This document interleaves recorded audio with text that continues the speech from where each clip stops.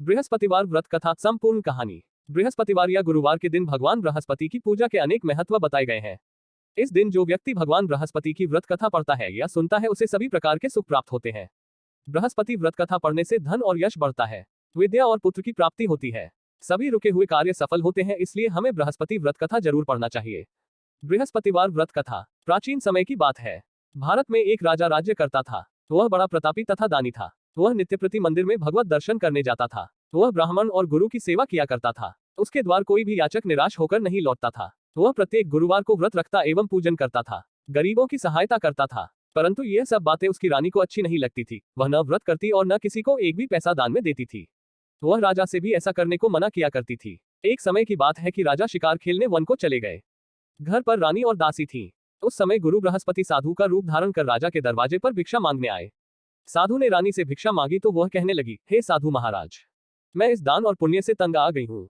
इस कार्य के लिए तो मेरे पतिदेव ही बहुत है। अब आप ऐसी कृपा करें कि सारा धन नष्ट हो जाए तथा मैं आराम से रह सकूं। साधु रूपी बृहस्पति देव ने कहा, हे देवी, तुम बड़ी विचित्र हो। संतान और धन से कोई दुखी नहीं होता है, इसको सभी चाहते हैं। पापी भी पुत्र और धन की इच्छा करता है। अगर तुम्हारे पास धन अधिक है तो भूखे मनुष्यों को भोजन कराओ, प्याव लगवाओ, ब्राह्मणों को दान दो, धर्मशालाएं बनवाओ, कुआं, तालाब, बावड़ी, बाग बगीचे आदि का निर्माण कराओ तथा निर्धनों की कुंवारी कन्याओं का विवाह कराओ, साथ ही यज्ञादि करो। इस प्रकार के कर्मों से आपके कुल का और आपका नाम परलोक में भी सार्थक होगा एवं तुम्हें भी स्वर्ग की प्राप्ति होगी। परंतु रानी साधु की इन बातों से खुश नहीं हुई। उसने कहा, हे साधु महाराज, मुझे ऐसे धन की आवश्यकता नहीं जिसको मैं अन्य लोगों को दान देती फिरूं तथा जिसको रखने और संभालने में ही मेरा सारा समय नष्ट हो जाए। साधु ने कहा, हे देवी, यदि तुम्हारी ऐसी ही इच्छा है तो जैसा मैं तुम्हें बताता हूं तुम वैसा ही करना। बृहस्पतिवार के दिन घर आंगन को गोबर से लीपना, अपने केशों को पीली मिट्टी से धोना, केशों को धोते समय स्नान करना, राजा से कहना वह हजामत करवाए, भोजन में मांस मदिरा खाना, कपड़े धोबी के यहाँ धुलने देना। इस प्रकार 7 बृहस्पतिवार करने से तुम्हारा सारा धन नष्ट हो जाएगा। यह कहकर साधु महाराज रूपी बृहस्पति देव अंतर्धान हो गए। रानी ने साधु के कहने के अनुसार 7 बृहस्पतिवार तक वैसा ही करने का विचार किया। साधु के बताए अनुसार कार्य करते हुए केवल 3 बृहस्पतिवार ही बीते थे कि उसकी समस्त धन संपत्ति नष्ट हो गई। भोजन के लिए दोनों समय परिवार तरसने लगा तथा सांसारिक भोगों से दुखी रहने लगा। तब राजा रानी से कहने लगा कि हे रानी, तुम यहाँ पर रहो, मैं दूसरे देश को जाता हूँ। क्योंकि यहाँ पर मुझे सभी मनुष्य जानते हैं, इसलिए मैं यहाँ पर कोई काम नहीं कर सकता। मैं अब परदेश जा रहा हूँ, वहाँ कोई काम धंधा करूंगा, शायद हमारे भाग्य बदल जाएं। ऐसा कहकर राजा परदेश चला गया। वह वहाँ जंगल से लकड़ी काटकर लाता और शहर में बेचता। इस तरह जीवन व्यतीत करने लगा। इधर राजा के बिना रानी और दासियां दुखी रहने लगी। किसी दिन भोजन मिलता और किसी दिन जल पीकर ही रह जाती। एक समय रानी और दासियों को 7 दिन बिना भोजन के व्यतीत करने पड़े तो रानी ने अपनी दासी से कहा, हे दासी, यहाँ पास ही के नगर में मेरी बहन रहती है, वह बड़ी धनवान है। तू उसके पास जा और वहां से 5 सेर बेझर मांग कर ले आ, जिससे कुछ समय के लिए गुजारा हो जाएगा। दासी रानी की बहन के पास गई। रानी की बहन उस समय पूजा कर रही थी। बृहस्पतिवार का दिन था। दासी ने रानी की बहन से कहा, हे रानी, मुझे आपकी बहन ने भेजा है, मुझे 5 सेर बेझर दे दो। दासी ने यह बात अनेक बार कही, परंतु रानी की बहन ने कोई उत्तर नहीं दिया, क्योंकि वह उस समय बृहस्पतिवार की कथा सुन रही थी। जब दासी को रानी की बहन से कोई उत्तर नहीं मिला तो वह बहुत दुखी हुई। उसे क्रोध भी आया। वह लौटकर रानी से बोली, हे रानी, आपकी बहन बहुत ही घमंडी है, वह छोटे लोगों से बात भी नहीं करती। मैंने उससे कहा तो उसने कोई उत्तर नहीं दिया। मैं वापस चली आई। रानी बोली, हे दासी, इसमें उसका कोई दोष नहीं है। जब बुरे दिन आते हैं तब कोई सहारा नहीं देता। अच्छे बुरे का पता विपत्ति में ही लगता है। जो ईश्वर की इच्छा होगी वही होगा। यह सब हमारे भाग्य का दोष है। उधर रानी की बहन ने सोचा कि मेरी बहन की दासी आई थी, परंतु मैं उससे नहीं बोली, इससे वह बहुत दुखी हुई होगी। अतः कथा सुन और विष्णु भगवान का पूजन समाप्त कर वह अपनी बहन के घर आई और कहने लगी, हे बहन, मैं बृहस्पतिवार का व्रत कर रही थी। तुम्हारी दासी हमारे घर गई थी, परंतु जब तक कथा होती है तब तक हम लोग न उठते हैं और न बोलते हैं, इसलिए मैं नहीं बोली।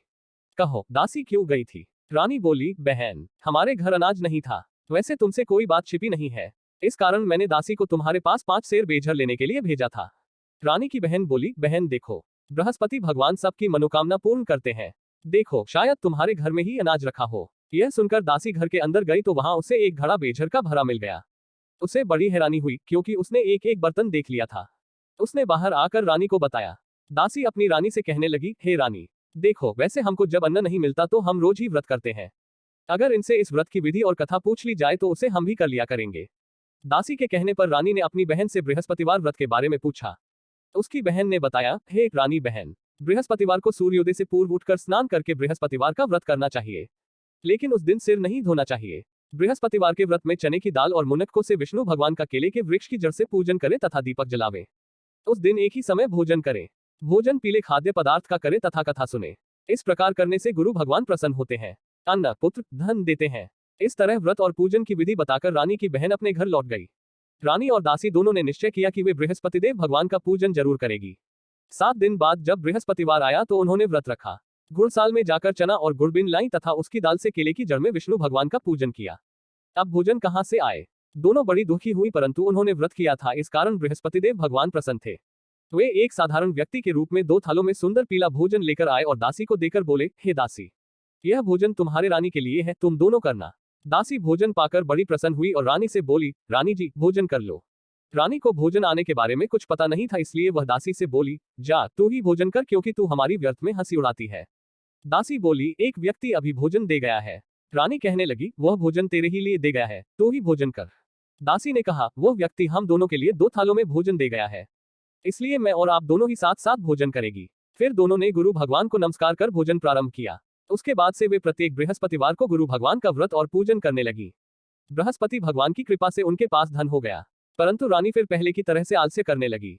तब दासी बोली, देखो रानी, तुम पहले भी इस प्रकार आलस्य करती थी, तुम्हें धन के रखने में कष्ट होता था, इस कारण सभी धन नष्ट हो गया।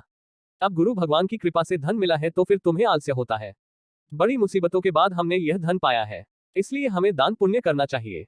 तुम भूखे मनुष्यों को भोजन कराओ, प्याव लगवाओ, ब्राह्मणों को दान दो, कुआं तालाब बावड़ी आदि का निर्माण करवाओ, मंदिर पाठशाला बनवाकर दान दो, कुंवारी कन्याओं का विवाह करवाओ, धन को शुभ कार्यों में खर्च करो, जिससे तुम्हारे कुल का यश बढ़े तथा स्वर्ग प्राप्त हो और पितृ प्रसन्न हो। दासी की बात मानकर रानी ने इसी प्रकार के कर्म करने प्रारंभ किए, जिससे उनका काफी यश फैलने लगा। एक दिन रानी और दासी आपस में विचार करने लगी कि न जाने राजा किस दशा में होंगे, उनकी कोई खोज खबर नहीं है। गुरु भगवान से उन्होंने प्रार्थना की और भगवान ने रात्रि में राजा को स्वप्न में कहा, हे राजा उठ, तेरी रानी तुझको याद करती है, अब अपने देश को लौट जा। राजा प्रातःकाल उठकर जंगल से लकड़ियां काटकर लाने के लिए जंगल की ओर चल पड़ा। जंगल से गुजरते हुए वह सोचने लगा, रानी की गलती से कितने दैख भोगने पड़े। राजपाट छोड़कर उसे जंगल में आकर रहना पड़ा। जंगल से लकड़ियां काटकर उन्हें बेचकर गुजारा करना पड़ा।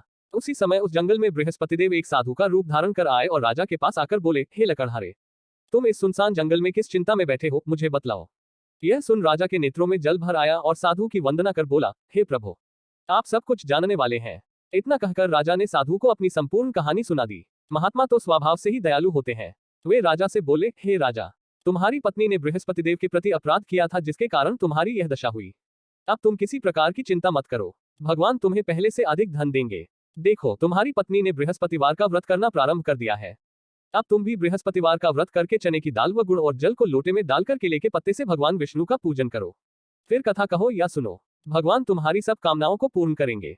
साधु को प्रसन्न देखकर राजा बोला, हे प्रभु, मुझे लकड़ी बेचकर इतना पैसा भी नहीं बचता जिससे भोजन करने के उपरांत कुछ बचा सकूं। मैंने रात्रि में अपनी रानी को व्याकुल देखा है, मेरे पास कोई साधन नहीं जिससे समाचार जान सकूं। फिर मैं बृहस्पतिवार की कौन सी कहानी कहूं या सुनूं, मुझको तो कुछ भी मालूम नहीं है। साधु ने कहा, हे राजा, तुम किसी बात की चिंता मत करो। बृहस्पतिवार के दिन तुम रोजाना की तरह लकड़ियां लेकर शहर में जाओ। तुम्हें रोज से 2 गुना धन प्राप्त होगा, जिससे तुम भली भांति भोजन कर लोगे तथा बृहस्पतिदेव की पूजा का सामान भी आ जाएगा। बृहस्पतिदेव की कथा इस प्रकार है। बृहस्पतिदेव की कथा। प्राचीन काल में एक बहुत ही निर्धन ब्राह्मण था। उसके कोई संतान नहीं थी। वह नित्य पूजा पाठ करता, परंतु उसकी स्त्री बहुत मलिनता के साथ रहती थी। वह न स्नान करती और न किसी देवता का पूजन करती। प्रातःकाल उठते ही सर्वप्रथम भोजन करती, बाद में कोई अन्य कार्य करती। ब्राह्मण देवता बहुत दुखी रहते थे। पत्नी को बहुत समझाते, किंतु उसका कोई परिणाम न निकलता। भगवान की अनुकंपा से एक समय उस ब्राह्मण की पत्नी गर्भवती हुई और 10वें महीने एक सुंदर कन्या को जन्म दिया। निर्धन ब्राह्मण कन्या के जन्म से बहुत दुखी हुआ। धीरे धीरे ब्राह्मण की कन्या बड़ी होने लगी। बचपन से ही उस कन्या की रुचि भगवान विष्णु की पूजा में थी। वह प्रातः उठते ही स्नानादि करके भगवान विष्णु की पूजा करने मंदिर में जाती थी। बृहस्पतिवार को व्रत करके विधिवत पूजा पाठ करती थी। पूजा पाठ के बाद वह पढ़ने के लिए पाठशाला में जाती थी। घर से चलते हुए वह मुट्ठी भर जौ साथ लेकर जाती और पाठशाला के रास्ते में थोड़े थोड़े जौ गिराती जाती थी। जब वह पाठशाला से घर लौटती तो जौ के वह दाने सोने में बदले हुए मिलते थे। लड़की सभी सोने के दाने बीन लाती थी। एक दिन जब वह सोने के दानों को साफ कर रही थी तो उसकी मां ने कहा, बेटी, सोने के दाने साफ करने के लिए सोने का सूप भी होना चाहिए।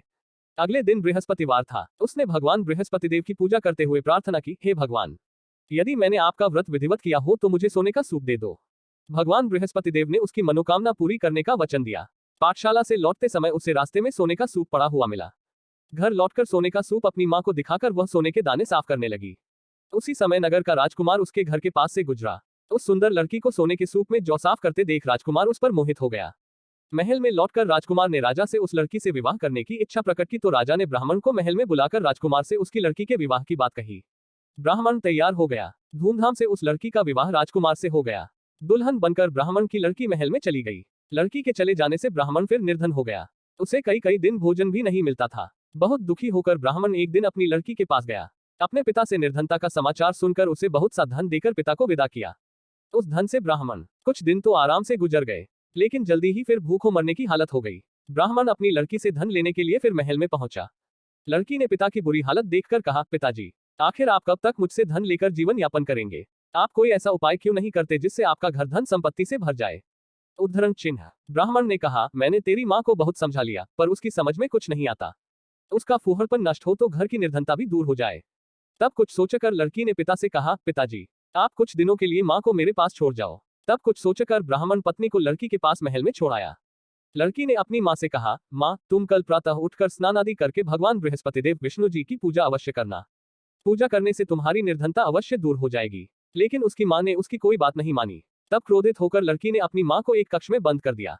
सूर्योदय के समय माँ को उठाकर जबरदस्ती उसे स्नान कराया और फिर मंदिर में ले जाकर भगवान बृहस्पतिदेव की पूजा कराई। कुछ दिनों तक ऐसा करने से माँ की बुद्धि में परिवर्तन हुआ और वह स्वयं बृहस्पतिवार का व्रत रखने लगी। उसके व्रत रखने से ब्राह्मण के घर में भगवान विष्णु की अनुकंपा से धन की वर्षा होने लगी। दोनों पति पत्नी धन संपत्ति पाकर आनंद पूर्वक जीवन यापन करते हुए विष्णुधाम को चले गए। लकड़हारा बने राजा ने उन साधु से भगवान बृहस्पतिदेव की यह कथा सुनकर बृहस्पतिवार का व्रत करके भगवान विष्णु की पूजा की। उस दिन से उसके सभी क्लेश दूर हो गए। लेकिन अगले बृहस्पतिवार को कामकाज में अधिक व्यस्त रहने के कारण उसने भगवान बृहस्पतिदेव जी का व्रत नहीं किया। भगवान बृहस्पतिदेव लकड़हारे से क्रोधित हो गए और उसे भूल की सजा दी। उस दिन नगर के राजा ने नगर में घोषणा करके सबको सूचित किया, प्रत्येक नागरिक मेरे महल में भोजन करने आए। जो नहीं आएगा उसे अपराधी मानकर भारी दंड दिया जाएगा। लकड़हारा बने राजा ने उस नगर के राजा की घोषणा तो सुनी, लेकिन जंगल से लकड़ी काटकर लाने और उन्हें बेचने में देर हो जाने के कारण वह समय पर महल में भोजन करने नहीं जा सका। अतः राजा के सैनिक लकड़हारे को पकड़कर महल में ले गए। राजा ने उसे महल के एक कक्ष में बैठाकर भोजन कराया। उस कक्ष में एक खूंटी पर रानी का सोने का हार लटका हुआ था।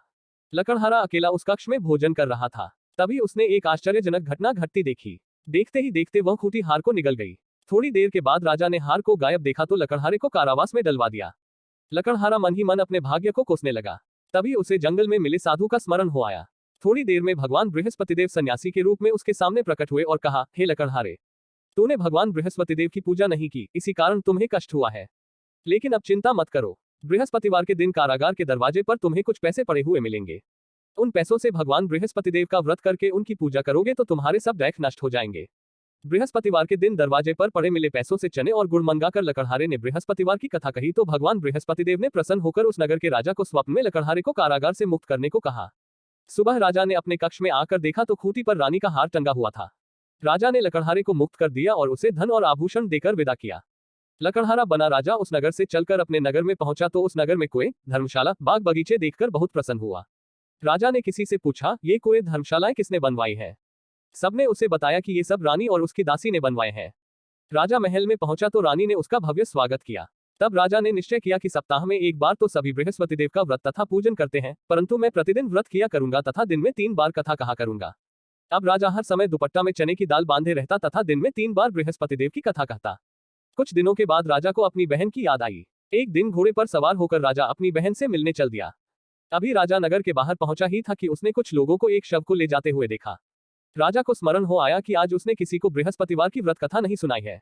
राजा ने उन लोगों को रोककर कहा, भाइयों, आप शव को ले जाने से पहले मुझसे बृहस्पतिवार की कथा सुन लें। लोगों ने राजा पर क्रोधित होते हुए कहा, तुम पागल तो नहीं हो? लेकिन कुछ बड़े बूढ़े लोगों ने कहा, अच्छा भाई, साथ में चलते चलते तुम अपनी कथा भी सुना लो। राजा ने चलते हुए आधी कथा ही सुनाई थी कि शव हिलने लगा। राजा के पूरी कथा सुनाते ही शव उठकर बैठ गया। लोगों ने हैरानी से दांतों तले उंगली दबाए और अगले बृहस्पतिवार से भगवान बृहस्पतिदेव का व्रत करने व कथा सुनने का निश्चय कर लिया। अब घोड़े पर सवार राजा चलते हुए एक किसान के पास पहुंचा। किसान अपने खेत में हल चला रहा था। राजा ने कहा, अरे भाई, मुझसे बृहस्पतिवार की कथा सुन लो। किसान झुंझला कर बोला, अरे भाई, देख नहीं रहे, जितनी देर तक तुम्हारी कथा सुनूंगा उतनी देर में तो पूरे खेत में हल चला लूंगा।